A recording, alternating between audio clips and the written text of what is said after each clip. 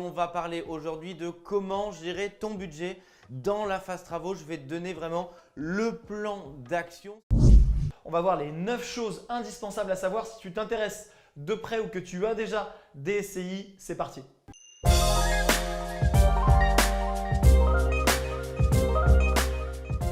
Salut à toi, je m'appelle Manuel Ravier, je suis entrepreneur puisque j'ai cofondé en 2012 la société Investissement Locatif avec mon associé Mickaël Zonta, une société qui t'aide à investir dans l'immobilier clé en main. Où que tu veuilles investir en France, on couvre une quinzaine de zones géographiques avec chaque fois la possibilité de déléguer la totalité d'un projet pour investir dans l'ancien en étant rentable. À titre personnel, je suis également investisseur avec environ 60 lots en détention, des lots que je détiens soit en direct, soit en indivision, soit également en SCI, Société Civile Immobilière. Et c'est de ça que je vais te parler dans cette vidéo. On va voir les 9 points indispensables quand on veut créer une SCI ou quand on détient déjà des SCI. J'espère que tu es prêt, c'est parti. Alors déjà, la SCI, c'est quoi? Donc la SCI, ça signifie Société Civile. Donc c'est important parce qu'elle n'a pas d'activité commerciale à proprement parler avec le I de immobilière. Le but d'une SCI, c'est quoi? C'est d'acheter, de détenir et de mettre en location ou de revendre des biens immobiliers. Cette SCI, elle a une personnalité morale comme toute société, ce qui signifie que quoi? Que le patrimoine de la société n'est pas votre patrimoine à vous. Alors attention, on va voir qu'il y a différentes subtilités en matière de fiscalité justement de cette société civile immobilière. Ce qu'il faut comprendre, c'est que dans le cas d'une SCI, vous détenez des parts d'une société et que c'est cette société-là qui a donc une personnalité morale qui va détenir elle-même des biens immobiliers. Donc ce n'est pas vous le propriétaire des biens immobiliers, en fait vous êtes propriétaire de titres d'une entreprise qui elle-même détient des biens immobiliers. Alors concrètement, ça veut dire qu'on a le cas d'une indivision, on va le mettre là, Monsieur Dupont, qui détient en direct un bien immobilier, donc un immeuble. Et ici, on a Monsieur Dupont qui détient les parts d'une SCI D, donc pour SCI Dupont, qui elle-même détient un immeuble, un ou plusieurs immeubles, puisqu'il est bien sûr possible dans une SCI de détenir plusieurs immeubles. Alors attention, on va voir le point numéro 2. Dans une SCI, il faut plusieurs associés. Tu le sais peut-être, tu peux créer une société commerciale avec un seul associé, ce qu'on appelle par exemple dans le cadre d'une SARL, on appelle ça une EURL. Donc c'est une entreprise avec un associé unique et qui a une responsabilité limitée. Tu peux également créer une SASU, une société par action simplifiée unipersonnelle, puisque dans ce cas-là, il y a un seul associé. Dans le cas d'une SCI, ce n'est pas possible. Il faut forcément au minimum 2 associés qui peuvent être des personnes morales ou des personnes physiques. Personne physique, qu'est-ce que c'est? C'est toi, par exemple, tu vas t'associer dans cette SCI avec un membre de ta famille, un ami, un conjoint, un enfant parfois. Et le cas d'une personne morale, c'est qu'en associé, on va avoir ici une société. Mettons qu'on est donc 2 personnes physiques, on écrit PP. Donc 1, 2. Ici, l'avantage de la SCI, c'est que tu vas pouvoir choisir la ventilation des parts. Par exemple, ici, tu vas dire que Monsieur Dupont a 60% des parts de la SCI et que l'autre personne physique a 40% des parts de la SCI. Donc on a bien 100% des parts détenues dans la SCI D. Alors maintenant, on va voir à quoi ça sert et c'est le point numéro 2. À quoi sert de créer une SCI par rapport à de l'achat en direct? Alors l'objectif de la création d'une SCI, il peut y avoir plein d'intérêts, mais l'intérêt fondamental, c'est d'organiser son patrimoine. L'intérêt initial, ce n'est pas la fiscalité, ce n'est pas le seul intérêt. L'intérêt de base, c'est d'organiser son patrimoine et de structurer au maximum pour pouvoir en général accélérer le développement de son patrimoine. Après, on va le voir tout au long de cette vidéo. Il peut y avoir d'autres avantages, la transmission de patrimoine par exemple, la détention d'un patrimoine en évitant les frottements fiscaux au maximum pendant la durée de détention du bien. On va voir tout ça par la suite, mais garde en tête que c'est un véhicule d'investissement qui est à destination des investisseurs qui sont plutôt expérimentés. Quand on démarre, je ne conseille pas forcément, sauf cas exceptionnel bien entendu, de créer une SCI. Alors le point numéro 3, c'est quand et à qui se destine tout simplement la création de SCI. Je sais que beaucoup de débutants voient des vidéos sur le sujet des sociétés, de la détention en société, ils se disent à chaque fois, j'aimerais pouvoir avoir un gros système avec des holdings, des SCI dans tous les sens, de manière à pouvoir structurer un patrimoine immobilier important. C'est un petit peu prendre les choses à l'envers. Quand on s'intéresse à l'immobilier, en général, moi je conseille toujours de commencer par de la détention directe parce que c'est plus simple et de se concentrer sur la rentabilité des biens qu'on trouve, sur la performance des opérations qu'on trouve, sur le fait de bien trouver les bons biens, de choisir le bon mode d'exploitation, etc., etc. Alors si tu te demandes est-ce que tu dois créer une SCI, comprends que c'est compliqué de me répondre. Il y a plusieurs points, plusieurs aspects à étudier sur ta situation personnelle pour savoir si oui ou non tu as intérêt à constituer une SCI. Alors qui peut te répondre? Bien sûr, tu peux faire des analyses toi-même En regardant nos vidéos, j'ai fait beaucoup de vidéos sur le LMNP réel, sur la SCI. Tu peux comparer bien sûr ces régimes et tu peux également demander conseil à ton expert comptable, à ton notaire, qui seront en mesure, si ce sont de bons conseils, de t'accompagner dans ces démarches-là. Alors, les 3 points que tu dois prendre en compte pour choisir si tu dois, oui ou non, créer une SCI. En 1, c'est ta situation actuelle. En 2, ce sont tes objectifs avec la détention de ce bien. Est-ce que c'est des objectifs de revente à court, moyen ou long terme? Est-ce que c'est des objectifs de transmission? Et 3, ça rejoint cet aspect-là, c'est l'évolution de ta situation future. Par exemple, si tu es très jeune et que tu crées ce patrimoine pour toi pour préparer ta retraite, ou si par exemple tu as 60 ans, tu es bientôt à la retraite et que tu crées ce patrimoine pour le transmettre à tes enfants, les décisions ne seront pas nécessairement les mêmes. Donc attention à ceux qui font des généralités en disant qu'un seul régime peut convenir à tout le monde. Ce n'est pas le cas.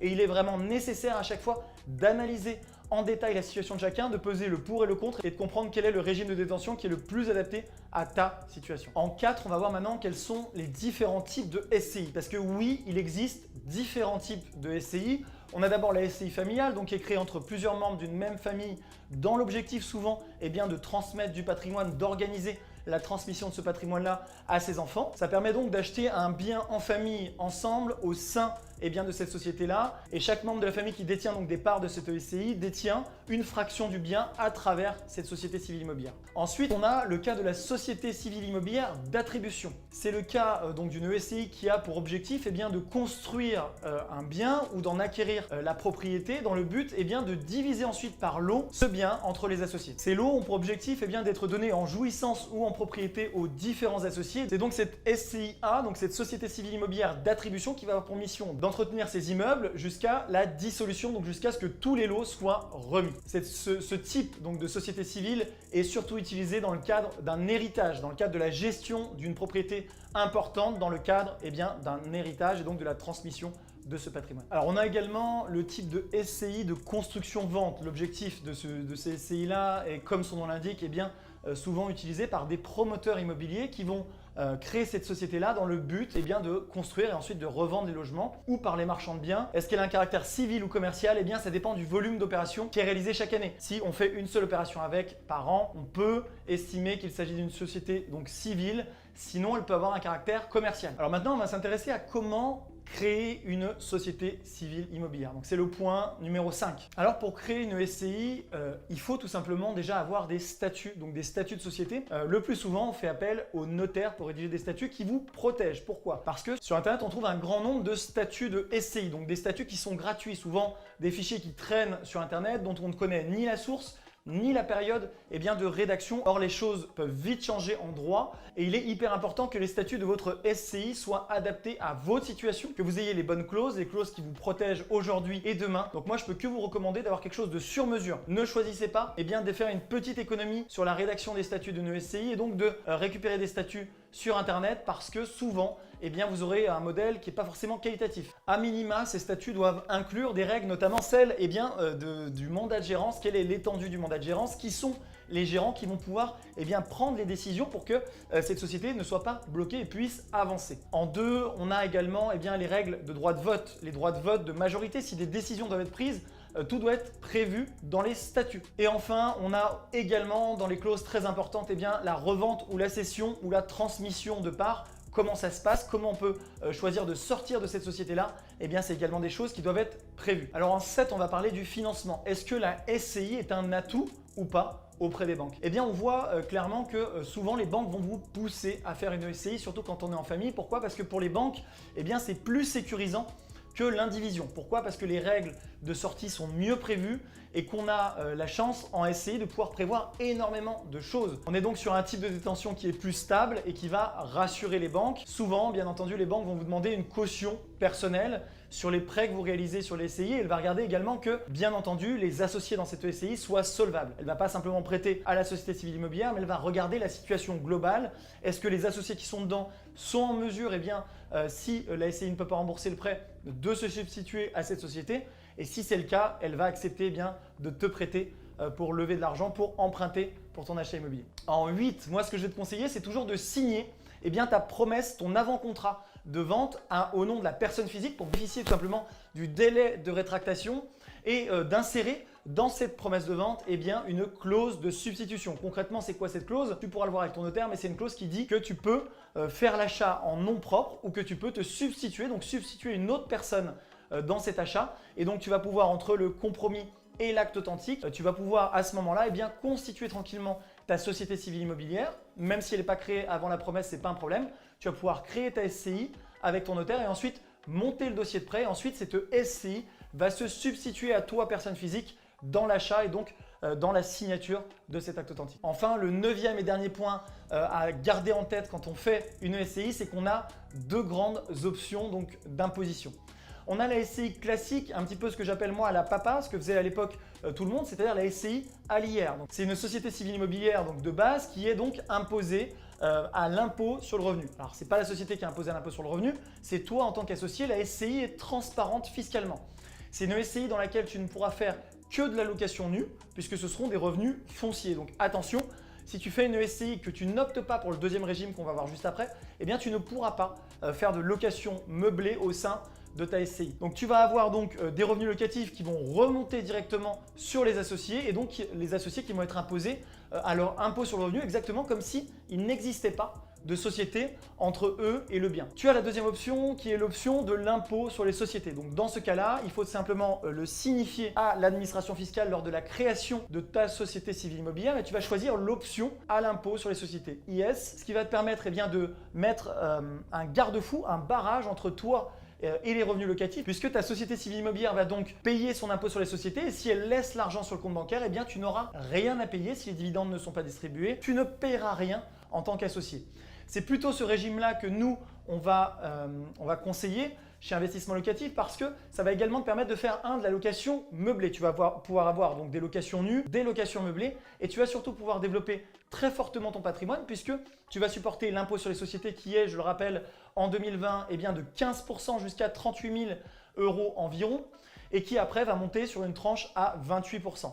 Qu'est-ce que ça veut dire? Ça veut dire que si tu as des revenus locatifs et que tu as du bénéfice, donc tu vas avoir toutes tes entrées et toutes tes sorties, tu vas passer en charge toutes les dépenses que tu vas avoir et après, il va rester un bénéfice. Ce bénéfice-là, il va être imposé à 15% jusqu'à 38 000 € et ensuite, tu vas pouvoir ne supporter aucun autre impôt. Tu vas pouvoir laisser tes bénéfices dans ta société civile immobilière, ce qui peut te permettre de faire une grosse économie, surtout quand on sait que l'imposition sur le revenu peut être très élevée, voire confiscatoire. On parle de taux d'imposition sur le revenu qui peuvent atteindre 30%, 41% ou même 45%. Et sur ce montant-là, je te le rappelle, tu dois ajouter la CSG-CRDS de 17%. Donc, on peut arriver sur des taux d'impôt sur le revenu autour de 60% du résultat imposable, donc de l'assiette après déduction de toutes tes charges et si tu es au LMNP également de l'amortissement, des déficits, etc. Alors qu'au sein d'une SCI à l'IS, tu vas pouvoir neutraliser cet impôt sur le revenu, en tout cas à court et moyen terme, et tu ne vas le payer qu'au moment où tu choisiras de distribuer du dividende. Donc si par exemple à ta retraite tu as besoin de revenus et que tu veux tirer des revenus de cette SCI, que tu choisis à ce moment-là de te verser du dividende, tu vas supporter l'impôt sur les sociétés. Ensuite, tu vas supporter la flat tax de 30% qui va inclure tous les impôts que tu vas avoir à payer sur ces dividendes-là de SCI à l'IS. Je suis persuadé que cette vidéo t'aura éclairé sur la SCI, donc Société Civile Immobilière. Est-ce que c'est intéressant? Oui ou non? Ça va dépendre de ta situation. J'ai beaucoup de vidéos sur la chaîne YouTube sur le sujet de la SCI et sa fiscalité. N'hésite pas à les regarder. Si tu as des questions, que tu te poses encore des questions suite à cette vidéo sur la SCI, tu peux les poser juste en bas dans les commentaires. Pense également à t'abonner à la chaîne YouTube, à cliquer sur la cloche pour recevoir toutes les prochaines vidéos dans les notifications. Et je te dis à très bientôt pour de nouvelles vidéos. Ciao!